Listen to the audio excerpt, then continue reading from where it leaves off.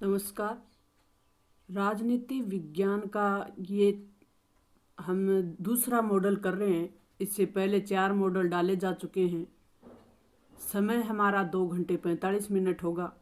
पूर्णांक 80 होगा। अब की बार 2 घंटे 45 मिनट का ही टाइम होगा। 3:15 वाला टाइम अब नहीं होगा।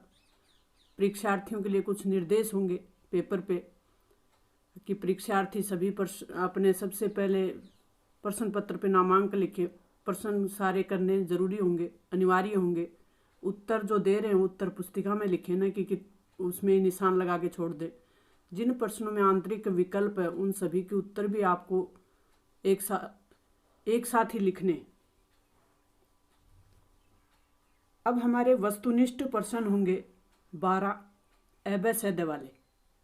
एबेसैड वाले को ऑब्जेक्टिव बोलते हैं। वो हमारे 12 प्रश्न होंगे। 6 प्रश्न हमारे रिक्त स्थान वाले होंगे। निम्नलिखित प्रश्नों में उत्तर का सही विकल्प चयन कर उत्तर पुस्तिका में लिखना है। खंड ए है, वार्सा संधि की स्थापना कब हुई थी?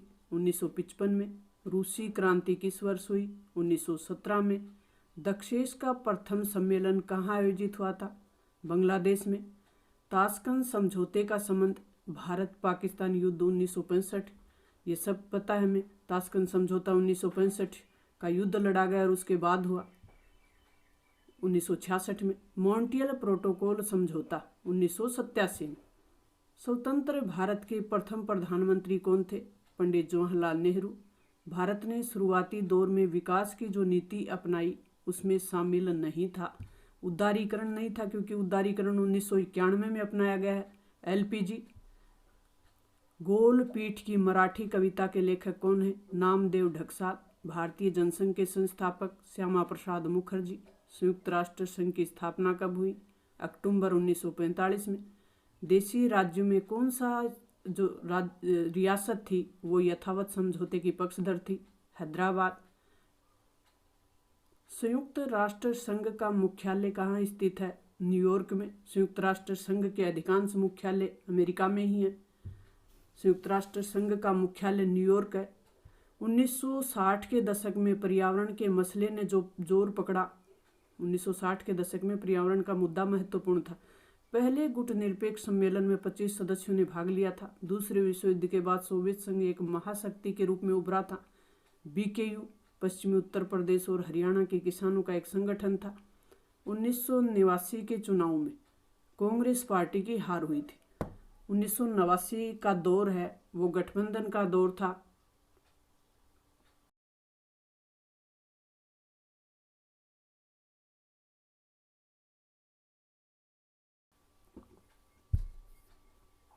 अब हमें अति लघुत्रात्मक प्रश्नों के उत्तर देने हैं, एक शब्द या पंक्ति में लिखने हैं।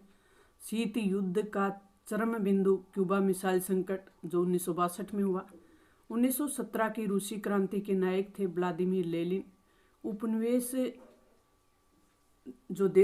जो किसी देश के अधीन थे उनका नाम है। किस दशक के उत्तरार्ध से आज़ाद होना शुरू किया? 1940 के दशक से। जैसे भारत भी 1945 में आज़ाद हुआ। ब्रिटिश इंडिया को कितने भागों में बांटा गया था? 2 भागों में, भारत और पाकिस्तान। ये उपनिवेशवादी जो देश थे किसी देश के अधीन थे, जैसे भारत, और भारत के उस समय कई देश आज़ाद हुए थे। स्वतंत्रता के समय भारत के समक्ष विकास के कौन कौन से मॉडल थे? एक तो पूंजीवादी मॉडल था जो अमेरिका अपना रहा था। एक साम्यवादी समाजवादी मॉडल था जो सोवियत संघ काम में ले रहा था। ये दोनों मॉडल भारत के सामने थे। दलित पंथर का मुख्य लक्ष्य क्या था? दलितों के अधिकारों के लिए आवाज़ उठाना। जाति आधारित जो असमानता है और अन्याय हो रहा है उसका विरोध करना। ये समानता नहीं है, असमानता है। 2005 के जून में किस समूह के सदस्यों की बैठक हुई? ग्रुप 8 की। अमेरिकी खेमे के देशों के नाम लिखिए। नाटो वाले, संयुक्त राज्य अमेरिका, ब्रिटेन, इटली, पश्चिमी जर्मनी, ये सब नाटो में शामिल थे। मंडल आयोग की क्या सिफारिश थी? ओबीसी वर्ग को आरक्षण देने से संबंधित सिफारिश की गई। योजना आयोग क्या है? 1950 में बना था देश का नियोजन करने के लिए, योजनाबद्ध विकास करने के लिए। ये एक गैर संवैधानिक संस्था थी। योजना आयोग मार्च 19 1950 में बना था देश का योजनाबद्ध विकास करने के लिए। अब हमारा खंड ब शुरू हो जाता है। लघुत्रात्मक प्रश्न शब्द सीमा 50 शब्दों में देनी है। शीत युद्ध शुरू होने के मूल कारण क्या थे? दोनों महाशक्तियों के बीच वैचारिक मतभेद, एक पूंजीवाद के सपोर्ट में तो एक साम्यवाद के। दोनों परमाणु शक्ति संपन्न महाशक्तियां। मध्य एशियाई गणराज्यों में संघर्ष तनाव के दो कारण बताने हैं। इन देशों में एक विशाल खनिज संसाधन है और अमेरिका जैसी महाशक्तियां यहाँ हस्तक्षेप करती हैं। मानव अधिकारों को कितनी कोटियों में रखा जा सकता है? संक्षिप्त में उल्लेख करें, मानव अधिकारों को 3 कोटियों में रखा जा सकता है: राजनीतिक, सामाजिक, आर्थिक। भारत में बहुदलीय प्रणाली के संदर्भ में तर्क देना है। बहुदलीय यानी जिसमें 2 से अधिक दल चुनाव लड़े। इसमें जनता के सामने कई विकल्प होते हैं। बहुमत की मनमानी कम हो जाती है। यहाँ भारत में पहले 3 चुनावों में कांग्रेस के प्रभुत्व के कोई 2 कारण बताने हैं। उस समय कांग्रेस ही एकमात्र ऐसा दल था जिसके पास ग्रामीण स्तर तक फैला हुआ एक संगठन था और ये वही नेता थे जो किसी समय स्वतंत्रता संग्राम में भाग ले रहे थे। योजना आयोग के प्रस्ताव में नीतियों को व्यवहार में लाने की बात की गई है। कौन कौन सी नीतियाँ? स्त्री और पुरुष सभी नागरिकों को आजीविका के पर्याप्त साधन होने चाहिए। शीत युद्ध की किन्हीं 2 प्रमुख सैन्य विशेषताओं का उल्लेख करना है। शीत युद्ध के दौरान यहाँ सैन्य गठबंधन का निर्माण हो रहा था। आधुनिक हथियारों के निर्माण करने की होड़ लगी हुई थी। सोवियत संघ की अर्थव्यवस्था में गतिरोध क्यों आया? कोई 2 कारण बताने हैं। सोवियत संघ की आर्थिक स्थिति खराब हो गई थी। सोवियत संघ के जो पूर्वी यूरोप के जो देश थे उनके जो संसाधन थे वो भी ज़्यादातर खर्च हो रहे थे। तो आर्थिक स्थिति सबसे बड़ा कारण था कि सोवियत संघ की अर्थव्यवस्था उस समय कमज़ोर हो गई थी, तो हथियारों पे खर्च किया जा रहा था ज़्यादा। जातीय संघर्ष होने के बावजूद श्रीलंका ने कौन कौन से सफलताएं प्राप्त की? श्रीलंका में जातीय संघर्ष चलता रहा हमेशा से, लेकिन फिर भी उसने कई सफलताएं प्राप्त की। इसका क्या कारण है? श्रीलंका में लोकतंत्र हमेशा कायम रहा है। उदारीकरण बहुत पहले अपना लिया था। जनसंख्या वृद्धि पर भी सफलतापूर्वक नियंत्रण किया। आर्थिक वृद्धि और विकास का श्रीलंका ने उच्च स्तर प्राप्त कर लिया। ये सारी सफलताएं श्रीलंका ने प्राप्त कर ली हैं। हालांकि यहाँ जातीय संघर्ष होने के बावजूद भी लोकतंत्र यहाँ हमेशा कायम रहा है। उदारीकरण इस देश ने बहुत पहले अपना लिया था। मानवता, शांति एवं अहिंसा के मित्र क्या 2 मांग करते हैं? जो मानवता चाहते हैं, जो शांति चाहते हैं, अहिंसा को बनाए रखना चाहते हैं, कहीं भी हिंसा नहीं हो, क्या मांग करते हैं? कानून पारित होने चाहिए, कानून बनने चाहिए, और जो भी संस्था मानव अधिकारों के लिए काम करती है उनके लिए धन की व्यवस्था होनी चाहिए। ये 2 मांग करते हैं। आलोचक ऐसा क्यों सोचते हैं कि भारत में चुनाव सफलतापूर्वक नहीं कराए जा सकते? कोई 2 कारण बताओ। नहीं कराए जा सकते थे, स्वतंत्रता के जस्ट बाद की बात है ये। भारत क्षेत्रफल में बहुत बड़ा देश था, जनसंख्या का भी एक बड़ा भाग था, सार्वभौमिक वयस्क मताधिकार दे दिए थे। हरित क्रांति के 2 नकारात्मक परिणामों का उल्लेख करना है। देश की सीमित क्षेत्र में ये क्रांति हुई। पंजाब, हरियाणा, पश्चिमी उत्तर प्रदेश में इसका प्रभाव देखा गया। रासायनिक पदार्थों का कृषि में बहुत ज़्यादा उपयोग हुआ जो स्वास्थ्य के लिए हानिकारक सिद्ध हुआ। भारतीय राजनीति के संदर्भ में खतरनाक दशक का क्या अर्थ है? 1960 का दशक खतरनाक दशक के रूप में माना जाता है। इस समय देश के 2 प्रधानमंत्रियों का निधन हो गया। गरीबी, असमानता, बेरोजगारी जैसी समस्याओं का हल सरकार नहीं कर पा रही थी। देश को 2 युद्धों का सामना करना पड़ा।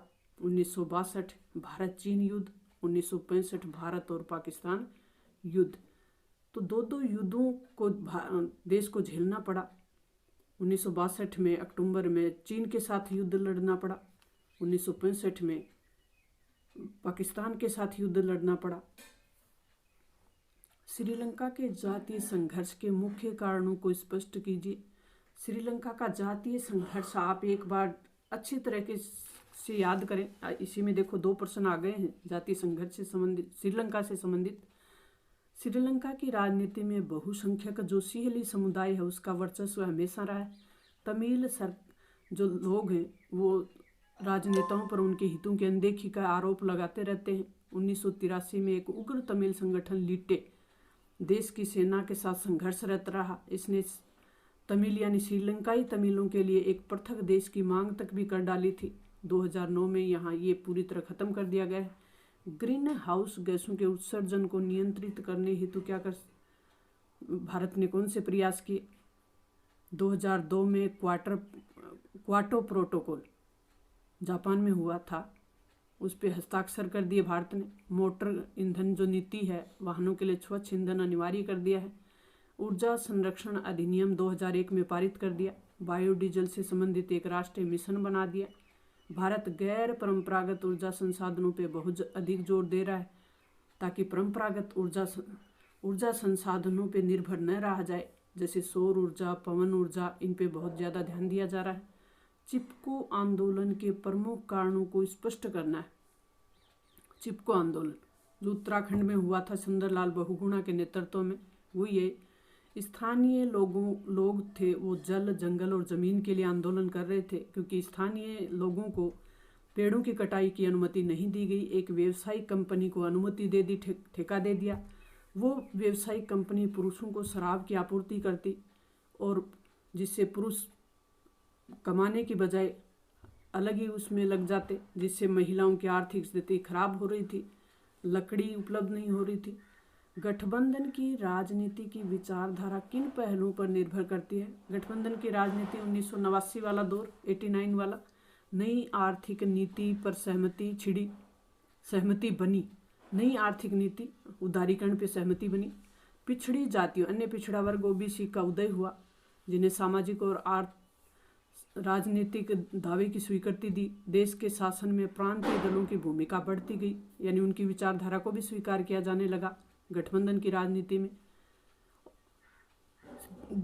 विचारधारागत सहमति के बगैर राजनीतिक गठजोड़ किए गए। अब जब किसी एक पार्टी को बहुमत नहीं मिल रहा था तो अन्य विचारधाराओं के साथ गठबंधन करना पड़ा। निबंधात्मक प्रश्न करने हैं अब हमें। शब्द सीमा है 250 शब्द। एक ध्रुवीय विश्व में संयुक्त राष्ट्र संघ के अमेरिका को अपनी मनमानी करने से रोक सकता है?